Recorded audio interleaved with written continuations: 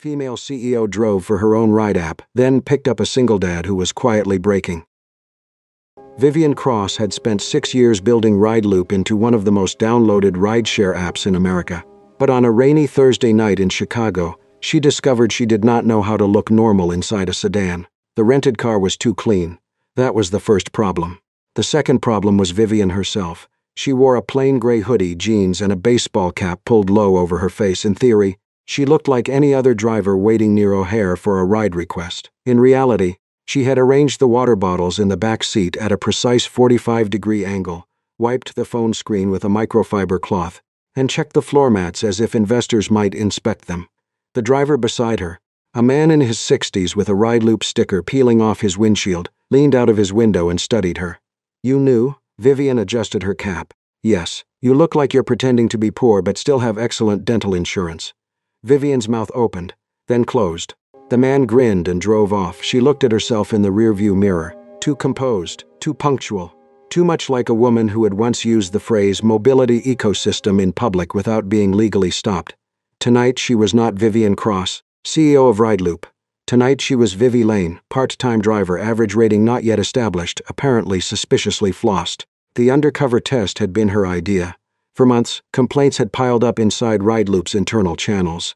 Drivers locked out of accounts after false customer reports, appeals denied by automated responses, ratings punished for traffic, unsafe neighborhoods, passenger misconduct, or restaurant delays in the company's newer delivery add-on. Customers had become kings. Drivers had become variables. Her COO Monica Ray Reyes had called it operational noise. At scale, Monica argued, every system created edge cases. Vivian used to agree, but lately the edge cases had started to sound like people falling off cliffs. Her phone chimed. First ride, pick up Morgan.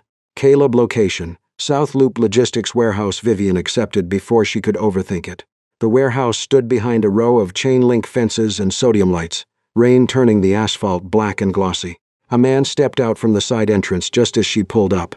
He was tall, mid-30s, shoulders bent in the way tired men tried to hide from the world. His jacket was soaked. In one hand he carried a small birthday cake box, the cardboard sagging slightly at one corner. He opened the back door carefully, as if the cake were more important than he was. "Caleb, that's me." He slid into the seat, holding the cake on his knees. "And this is a structurally compromised vanilla emergency." Vivian glanced at him through the mirror. "Do you need the heat? I need a universe where rent glitches and disappears from the system. But heat is also good." Despite herself, Vivian smiled. His voice carried humor, but not lightness. Humor, she suspected, was the tape he used to keep himself from splitting open. She pulled away from the curb. Caleb checked his phone, thumb hovering over a message. His face changed for half a second, then rearranged itself into something softer before he answered a call. "Hey, Mom." Vivian kept her eyes on the road, but his voice filled the car. Yes, he was on his way. Yes, he had the cake. No, he had not forgotten the candles. Yes, Lily could wear the astronaut crown, even if it technically belonged to last year's Halloween costume. Then a smaller voice came through the speaker. "Daddy, did work kidnap you?" Caleb laughed. The sound was warm and heartbreaking. "No, Bugs. I escaped. I'm on my way." His eyes met Vivian's in the rearview mirror, and for one unguarded second she saw the truth. He was not fine. When the call ended, he held the phone a little too tightly. "Birthday?" Vivian asked. My daughter 8 today. She believes birthdays are scientific events and cake is required for data accuracy." Sounds like a rigorous researcher. She is. Terrifying peer review. Vivian liked him before she wanted to. Then he added, almost casually, "I used to drive for RideLoop, back when my life had a second income and fewer dramatic plot twists." Vivian's hands tightened on the wheel. "Used to? Account got locked. Customer complaint." He looked out the window. "False, but the app didn't ask me for my autobiography." Vivian felt the words land beneath her ribs. "What happened?" He shrugged, as if shrugging could make humiliation smaller. A passenger had tried to bring extra people into the car, more than legally allowed. Caleb had refused. The customer reported him as aggressive. RideLoop suspended him pending review. The review never came. Then came the warehouse job, the late daycare pickups, the missed shifts. Tonight, apparently, the warehouse job had ended too. He did not say all of that directly, but Vivian heard enough. The app pinged suddenly. "Accident ahead. Route delayed. Plus 18 minutes." Caleb saw the delay on his own phone. The birthday cake box shifted under his hands. His fingers pressed into the cardboard, and the frosting inside slid visibly to one side. He went very still. 18 minutes meant missed candles. Vivian looked at the map. The app recommended staying on the main route. It would preserve her driver score, avoid penalties for deviation, and follow the optimized path her own company had trained drivers to obey. There was another way, lakefront, riskier in rain, slower on paper, faster if the lights were kind. The app flashed a warning when she turned. Route deviation detected. Vivian ignored it. Caleb looked up. You know the app hates that, right? I know. You're the first driver I've ever met who looks more afraid of disappointing an app than a cop. Vivian gave a small, guilty laugh. Rain blurred the windshield. The lake appeared to their left, dark and restless beyond the road. In the back seat, Caleb held the damaged cake like it was the last proof he had not failed his daughter completely. Vivian drove faster than the algorithm wanted, but not recklessly. For the first time in years, she did not care what the system preferred. She only cared that a little girl got to see her father walk through the door before the candles burned out. And as the RideLoop app kept warning her she was off route, Vivian Cross began to understand that perhaps the route was not the only thing wrong with the machine she had built. Vivian got Caleb home with 4 minutes to spare. The apartment building sat above a laundromat and a closed nail salon, its brick front softened by rain and yellow hallway light. Caleb thanked her too quickly, already unbuckling his seatbelt with the panic of a man who had promised a child he would arrive, and then had spent the whole ride calculating the cost of being late. He lifted the cake box, then froze. The frosting had shifted during the lakefront turn. One side of the cake had collapsed inward, dragging a blue swirl of icing across the top like a small, delicious weather disaster. Caleb's face fell. For a moment, the job loss, the rent, the locked RideLoop account, the warehouse manager's final warning, all of it seemed to gather inside that ruined birthday cake. Vivian saw it happen. He could survive losing work. He could survive humiliation. He could survive the private fear of not knowing how to pay bills. But disappointing Lily on her birthday might finish what the day had started. Before Vivian could offer anything useful, the building door flew open. A little girl in a silver paper crown appeared at the top of the steps, wearing star-patterned pajamas and purple socks. Behind her stood an older woman with kind eyes and a dish towel over one shoulder. Daddy, Lily Morgan ran down 2 steps, stopped because Grace told her not to fall on her birthday, then bounced in place with scientific impatience. Caleb held up the cake box as if presenting evidence in court. It had a rough flight. Lily opened the box, studied the lopsided frosting, and gasped, "It's a galaxy cake." Caleb blinked. "It is? Yes, see? That's a collapsing nebula. Very advanced." Grace looked over Lily's shoulder and gave Caleb a look that was half relief, half heartbreak. She understood what her granddaughter had just done. Lily had saved her father from apologizing. Vivian intended to leave. She had already done too much. Broken route protocol, entered a stranger's private crisis. Sat there holding the knowledge that her company had played a role in the desperation behind Caleb's eyes. But Grace saw her through the rain. "You must be the driver who beat the weather. Come in before you catch pneumonia in the name of customer service." Caleb looked mortified. Vivian should have refused. Instead, she found herself standing in a small apartment that felt more alive than any penthouse she had ever visited. There were paper planets taped to the walls, each one labeled in Lily's careful handwriting. The sofa had a knitted blanket over one arm. The kitchen table was crowded with crayons, paper plates, and a birthday candle shaped like the number 8.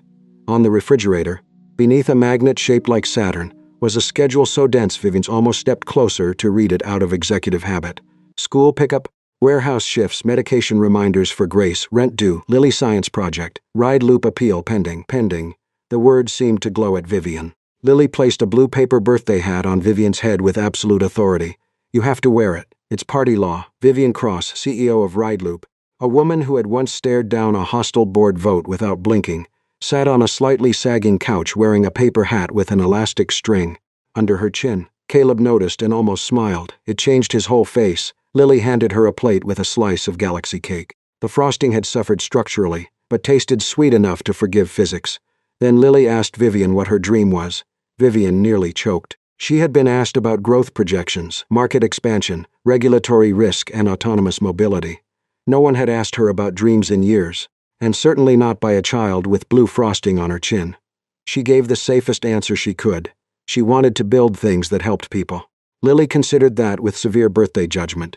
"That's good but vague." Grace laughed from the kitchen. Caleb did too, softly.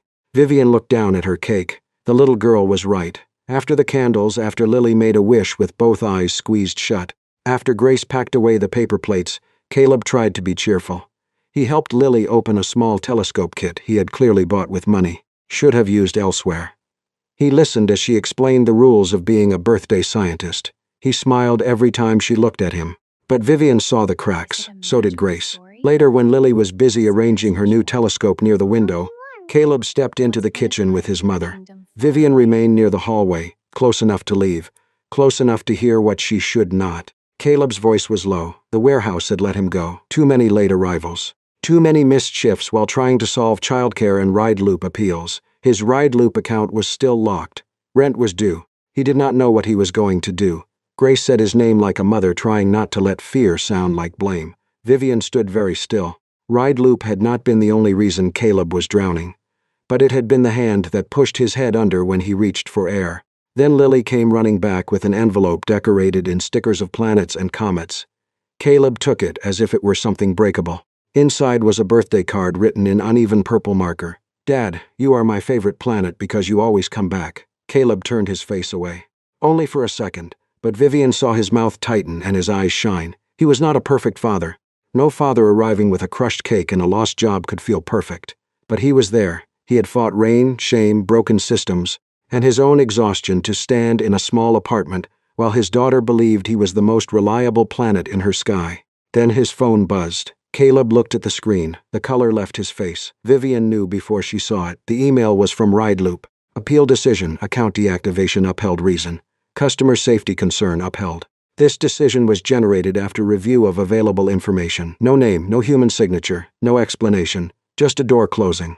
Caleb sank into the kitchen chair. He did not cry, not in front of Lily. He only stared at the phone as if the words had taken the remaining air from the room. Vivian's chest tightened until it hurt. She had approved that language 6 months ago because legal said it was concise. Concise. A man had just lost the last piece of income keeping his family afloat, and her company had found a concise way to say no. Vivian wanted to tell him everything, that she was not Vivi Lane, that the system was hers, that she could reopen the case, escalate it, fix it, make calls, force someone to look. But Lily was still wearing her birthday crown. Caleb was still trying not to fall apart. Grace was watching her son with the helpless grief of a mother who could no longer carry his burdens for him. So Vivian said nothing, and the silence felt like another lie. When she finally left, Lily ran to the door with a piece of cake wrapped in foil. "For your next ride," she said, "in case someone needs emergency Galaxy." Vivian accepted it with both hands. Caleb walked her downstairs. He thanked her for getting him home in time. The words nearly broke her. In the car, Vivian sat with the engine off while rain tapped the windshield. The Ride Loop app glowed on her phone, clean and efficient, waiting for her to accept another ride. For the first time, it did not look like technology. It looked like a door, and she had built it so that one false complaint could slam it shut on a man still holding. Birthday cake. Vivian kept driving as Vivi Lane for 3 more nights. She told herself it was for the investigation. That was true enough to be useful. It was not true enough to be honest. The city looked different from behind a Ride Loop windshield. Chicago became a map of people trying to get somewhere before something broke. A night shift nurse falling asleep before the seatbelt clicked. A student counting coins in his palm before asking if she could wait 2 minutes for his roommate. A warehouse worker with knees that cracked when he climbed into the car. A former driver who spent the whole ride explaining how one bad rating had turned rent into a mathematical threat. They were not edge cases. They were the road. Vivian had built dashboards to track wait times, retention, customer satisfaction, and market share. She had not built one that measured what happened to a person after the app decided they were no longer worth trusting. On the 4th night, the request came in just after 6. Caleb Morgan, pickup, apartment building near the laundromat, destination, Northside Staffing Agency. Vivian stared at the screen for 1 second, too long before accepting. Caleb stepped outside in a pressed shirt that had clearly been ironed with desperation. His tie was slightly crooked. His shoes were polished but old. He carried a folder under one arm, and the tiredness in his face had been dressed up for an interview. When he opened the door and saw her, he paused. "Either this app has excellent customer retention," he said, "or it's matchmaking by depressive algorithm." Vivian smiled despite the ache in her chest. "Maybe I'm just the only driver brave enough to transport Galaxy Cake survivors." He laughed, and the sound made the car feel warmer. As she pulled away, Caleb adjusted the folder on his lap. He was going to a job interview for an overnight inventory supervisor position. Less pay than the warehouse job, worse hours, but stable enough if he got it. Stable had become his highest ambition, which he said with humor but no pride. The drive stretched through wet streets and evening traffic. Vivian asked questions carefully, trying not to sound like an executive conducting field research or a woman who already knew too much. Caleb answered in fragments. His wife, Hannah, had died 3 years earlier from complications after childbirth. Lily had no real memories of her mother except a lullaby and a yellow sweater Caleb kept in a storage box because he was afraid washing it would erase something. After Hannah's death, Caleb had taken whatever work let him stay close enough to Lily's school and Grace's apartment. Ride Loop had been perfect at first. He could drive early mornings, late nights, school gaps, birthday emergencies. He could make money without begging supervisors to understand that grief and childcare did not follow a shift schedule. Then came Tara Blake. The passenger had been angry before she got in the car. 3 friends tried to pile in with her. Too many for the ride type and no booster seat for 1 child. Caleb refused, politely at first, firmly after that. Tara reported him as threatening. His account was locked within an hour. The appeal was a button, then a form, then silence, then the final email Vivian had seen in his kitchen. After that, everything tilted. Fewer options, more late arrivals, more apologies. The warehouse job disappeared. Rent became a cliff. Caleb looked out the window. I keep thinking my life didn't collapse. It got locked. Like there's a door somewhere with my name on it, and I can hear everything I'm supposed to be through the wall. Vivian's throat tightened. She wanted to say she was sorry, but sorry from the woman who owned the lock would not be enough. Over the next few days, their paths kept crossing because Vivian allowed them to. She accepted Caleb's rides when they appeared. She stopped by once to return the plastic astronaut Lily had left in her back seat. Grace invited her in for tea, and then studied her posture with open suspicion. I've never seen a driver sit like she's chairing the steering wheel, Grace said. Caleb nearly spilled his tea. Lily was delighted to see Vivi again and immediately recruited her to help build a solar system model out of an old pizza box, cotton balls, glitter, and 1 tragic orange that became Jupiter after an unfortunate glue incident. Vivian tried to align the planets proportionally. Lily informed her that space was allowed to have personality. Caleb taught Vivian how to drive less CEO, though he did not know why the advice fit so well. Less sharp braking, less signaling like she was requesting board approval, less checking the app every time the route looked slightly human. Vivian took the jokes because she deserved them, and because Caleb's laughter had begun to matter in ways she had no safe category for. At Ride Loop headquarters, the investigation turned uglier. Vivian requested deep data on driver deactivations, appeal times, complaint evidence, reinstatement rates, and customer histories. Monica Reyes appeared in her office within 15 minutes, which meant the request had frightened at least 4 departments. Monica warned that reopening too many cases would undermine customer trust, expose the company to enormous cost. At scale, she said, trust had to favor riders unless there was strong evidence otherwise. Vivian asked how drivers were supposed to provide strong evidence after they had already been locked out. Monica did not answer directly. The data did. Thousands of drivers had been automatically suspended after single complaints.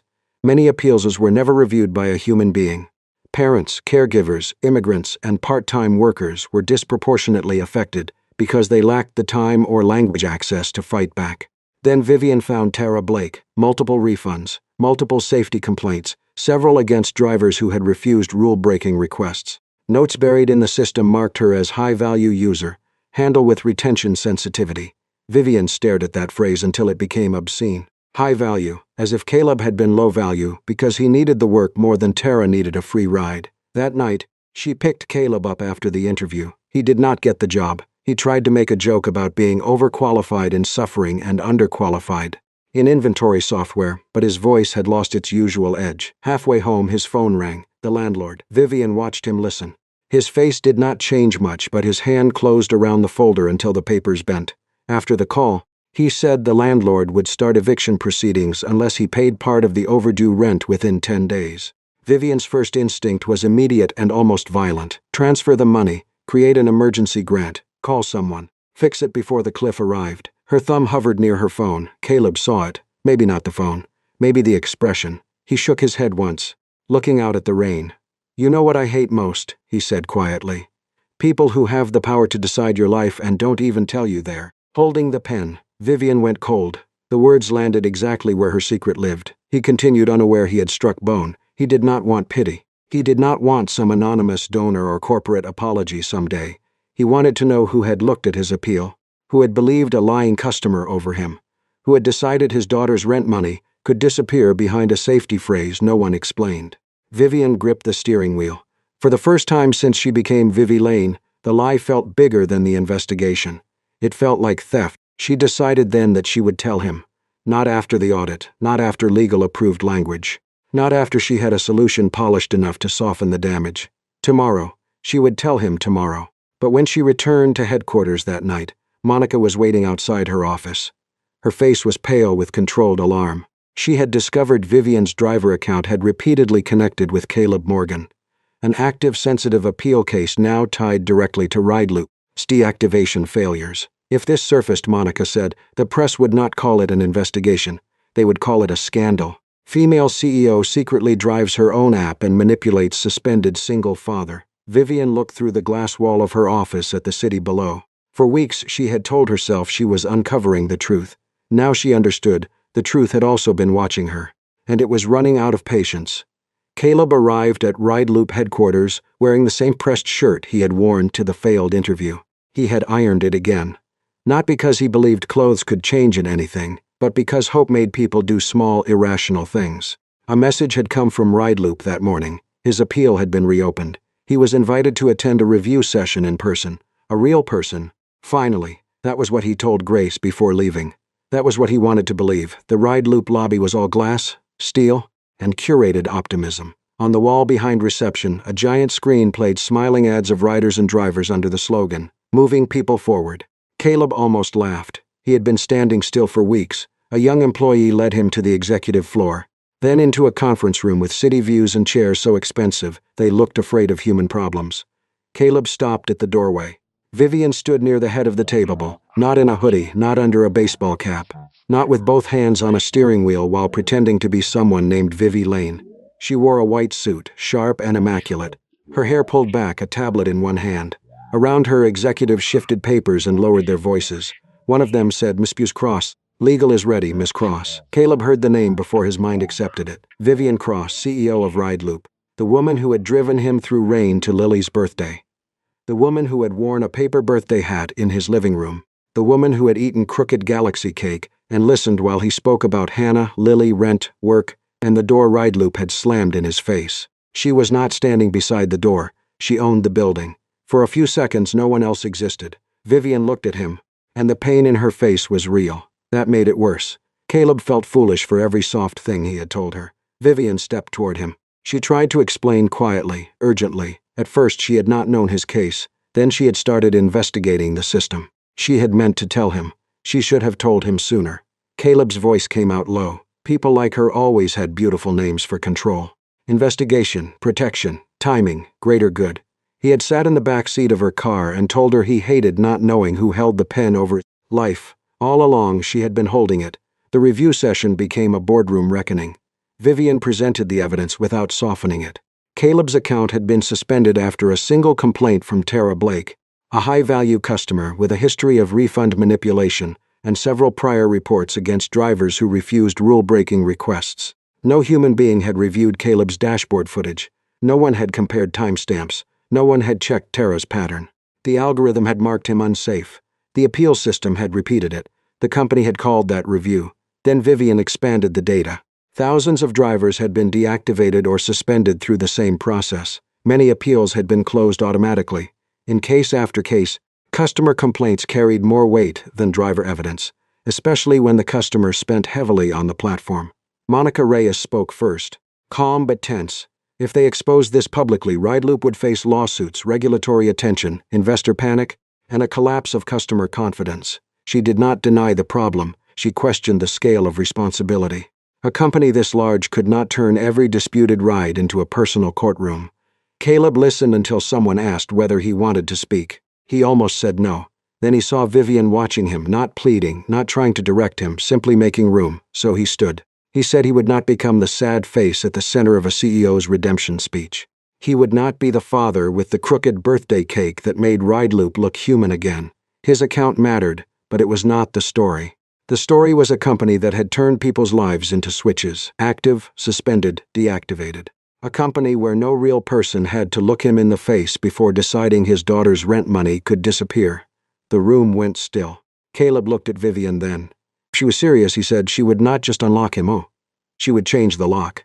Vivian nodded. In front of her executives, she committed to an independent audit, reinstatement review for wrongly deactivated drivers, driver access to complaint evidence, a human appeal process, and a driver council with real authority. Monica looked as if she had just watched a financial forecast catch fire. Caleb did not feel victorious. When the meeting ended, Vivian approached him with an offer: reinstatement, back pay according to a new compensation review, and legal support if he wanted to challenge Tara's complaint. He accepted only what every driver in his position would receive. Not a private apology payment, not a shortcut bought by the woman who had lied to him. Then he left. By evening, the story leaked. Female CEO drove her own app and fell for driver. She suspended the internet, devoured it. Some called Vivian brave. Some called her manipulative. Some called Caleb lucky. Others asked whether he had staged the whole thing. Reporters appeared outside his apartment building. Lily came home confused because a girl at school asked if her dad was marrying the lady boss. Caleb's anger returned, hotter and cleaner than before. Vivian had not meant to pull Lily into the spotlight, but intention did not shield a child from cameras. Rideloop's PR team prepared the obvious story: a humbled CEO, a struggling father, a company learning from love. It would have been effective. Emotional, viral. Vivian refused to release it. Instead, she issued a statement without Caleb's name.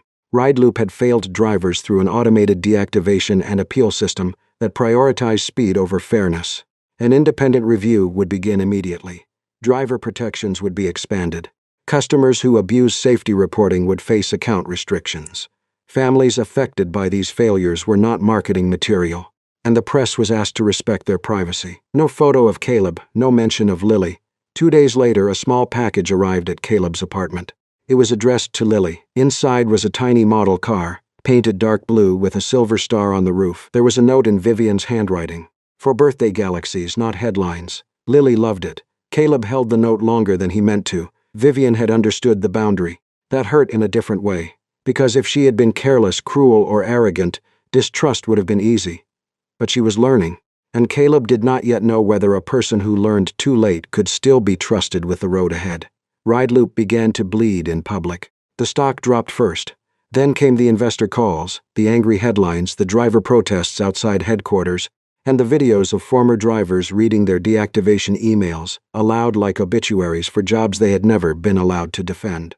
Vivian watched one video at 2:13 in the morning. A woman in Phoenix had been locked out after refusing to drive a drunk passenger who tried to climb into the front seat. A retired teacher in Detroit lost his account after a rider claimed he took a longer route, though road closures proved otherwise. A father in Atlanta had his appeal denied in exactly the same language Caleb had received. Customer safety concern upheld. No signature, no door left open. The phrase now felt like a sentence passed by a machine wearing stationery. Monica Reyes advised containment. She was not cruel. That was the difficult part. She was tired, brilliant, and frightened in the way executives became frightened when human damage finally reached the balance sheet. Rideloop could blame the algorithm vendor, or a mid-level operations team, or a flawed pilot program that had scaled too fast. Monica had 3 versions of the statement ready, each more legally elegant than the last. Vivian rejected all 3. The public statement she gave the next morning was shorter and far more dangerous. The automated deactivation system had been built under her leadership. The appeal process had prioritized speed and customer retention over fairness. Rideloop had treated drivers as replaceable risk units instead of workers whose rent, children, medication, and survival could depend on a single account status. She did not mention Caleb. She did not mention Lily. She did not mention Galaxy Cake, the birthday card, or the fact that the man she had hurt still occupied the quietest part of her mind.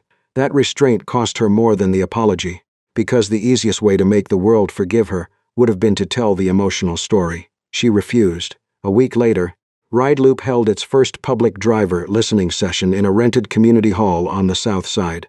The company wanted a controlled event. Vivian insisted on open microphones and independent moderators. It was brutal. Drivers spoke with the calm fury of people who had been polite for too long. They described being removed from the platform with no warning, having evidence ignored, losing weekly income because a rider wanted a refund, being punished for canceling rides that felt unsafe.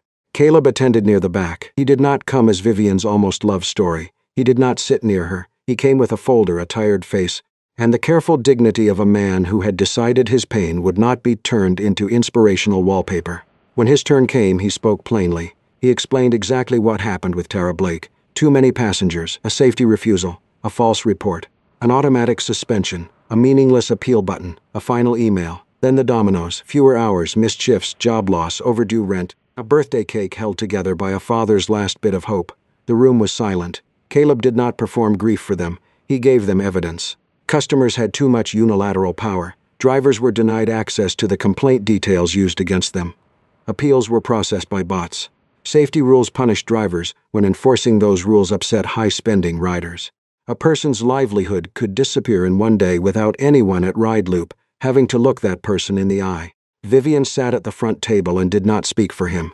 Not once. When a reporter tried to turn the question toward their relationship, Vivian stopped him. This hearing was about drivers, not her private life. Caleb was not there to validate her remorse. Caleb heard that. He did not look at her, but he heard it. At home, Lily asked the question children ask when adults make the world too complicated. Is Vivian a good bad person or a bad good person? Caleb almost laughed, then found he could not. Grace, folding laundry at the kitchen table, saved him from answering too quickly.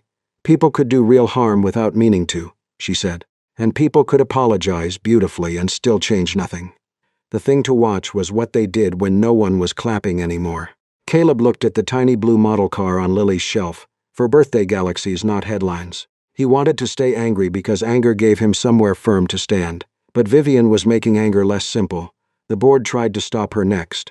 The reforms would be expensive. Human appeal teams, driver's evidence access, emergency relief funds, customer abuse tracking, third-party oversight, and compensation reviews for wrongful deactivations. Investors worried about precedent. Lawyers worried about liability. Directors worried Vivian was letting guilt steer the company. One board member said compassion was admirable, but a platform could not pause for every individual story. Vivian looked at Monica across the room. For once, Monica looked away first. After the meeting, Monica found Vivian near the empty driver support floor, where dozens of desks would soon be filled by actual human appeal reviewers. Monica admitted she had not hated the drivers. She had feared them, in a way, not individually, but as stories. Too many stories could slow a system. Too many exceptions could break the scale. She had spent years protecting the company from human complexity because she believed complexity was how companies died. Vivian understood. She had once believed the same thing, but now she knew the opposite. The stories were not threats to the system. They were the test of whether the system deserved to exist. At the next board vote, Vivian accepted the cost. She accepted outside oversight. She accepted losing unilateral control over driver policy. She accepted that some investors would leave, and that her image as the flawless founder would not survive intact. The reforms passed narrowly. Not because everyone became good, because enough of them understood that the old way had become indefensible. Caleb watched the announcement later from his kitchen, Lily leaning against his shoulder, and Grace pretending not to watch him watching Vivian. There was no music, no emotional montage, no mention of him. Just Vivian Cross standing behind a podium, tired and pale, saying Ride Loop had failed people and would change whether or not the market rewarded it immediately. Caleb felt something inside him loosen. Not forgiveness, not yet, but the beginning of belief. Vivian had not used him as proof. She had not asked him to stand beside her. She had not turned Lily into a symbol. For the first time, Caleb allowed himself to consider that maybe Vivian's change was not only about love.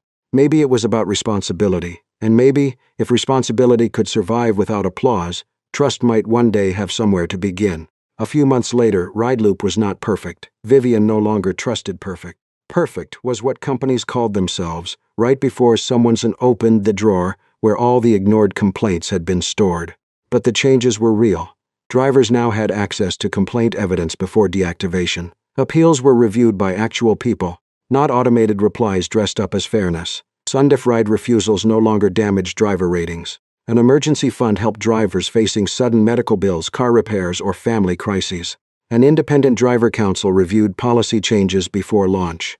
Caleb received compensation through the same policy as everyone else affected by wrongful deactivation. No special check, no private apology payment, no soft golden shortcut because Vivian Cross felt guilty. That mattered to him. He did not return to driving full-time. Instead, he took a warehouse management position with steadier hours, fewer emergencies, and a supervisor who understood that parents sometimes had to leave before the world politely approved. He also joined the driver council, not because he wanted to become a symbol, because he knew what it felt like to lose access to your own life through a closed account screen, and he did not want another parent sitting at a kitchen table, reading a machine-written rejection while a child waited for birthday candles. Lily called him Dad, Defender of Locked-Out People, which Caleb said was too long for a business card. Grace said it was still more honest than most job titles. Lily eventually demanded a second birthday celebration because the first cake, while scientifically interesting, had suffered frosting trauma. So Caleb organized a small galaxy picnic at a park near the lake with paper stars, blue blankets, and a cake shaped like a spiral galaxy that leaned only slightly to the left. Vivian was invited. This time she came as Vivian. No hoodie, no fake account, no borrowed name. Caleb ordered her a ride loop just to be annoying. When she arrived, he leaned toward the car window and said at least now she could not ignore the route guidance. Vivian smiled. I'm still tempted. Growth is a long road. I've heard that from several investors and one 8-year-old. She brought Lily a handmade solar system model. It was clearly not made by a professional. Mars was too close to Venus. Saturn's ring was crooked. Earth had been glued slightly off-center. Lily examined it carefully. It has emotions, she declared. Vivian looked relieved, as if this was the best review she had received all year. Later, while Lily argued with Grace about whether Pluto deserved cake, Caleb and Vivian stood near the water. For a while, neither spoke. The silence did not feel like punishment anymore. Caleb finally asked if she still drove under fake names. Vivian shook her head. She was learning to hear the truth without disguising herself first. It was harder, she admitted, because people looked at a CEO differently. But maybe that was the point. Maybe she had to earn honesty in the face of her title, not around it. Caleb finally asked if she still drove under fake names. Vivian shook her head. She was learning to hear the truth without disguising herself first. It was harder, she admitted, because people looked at a CEO differently. But maybe that was the point. Maybe she had to earn honesty in the face of her title, not around it. Caleb looked out at the lake. He had not forgotten what it felt like to be lied to. He had not forgotten seeing her in that white suit, realizing the woman who had heard his grief from the driver's seat also owned the system that had helped break him. But he was tired of letting pain lock every door, so he asked if she wanted coffee sometime. Not CEO and suspended driver, not apology and evidence, not the woman who had done wrong and the man she had hurt. Just two people meeting when no one was collapsing. Vivian's smile came slowly. I'd like that. At the picnic table, Lily blew out the candles on the new galaxy cake. Caleb stood on one side, Vivian on the other. Nobody had been rescued from their life. Nobody had been turned into a lesson. They were simply there, beside one another. And maybe love had not begun when Vivian drove Caleb home. Maybe it began when she heard a father quietly breaking in her back seat, and finally, became brave enough to change not only the ride, but the road that had nearly taken everything from him. If this story touched your heart, tell me in the comments. Would you have forgiven Vivian after learning who she really was? And do you believe a person can rebuild trust after hurting someone without meaning to? Until next time, remember, real love is not a secret rescue. It does not hide behind power, pity, or good intentions.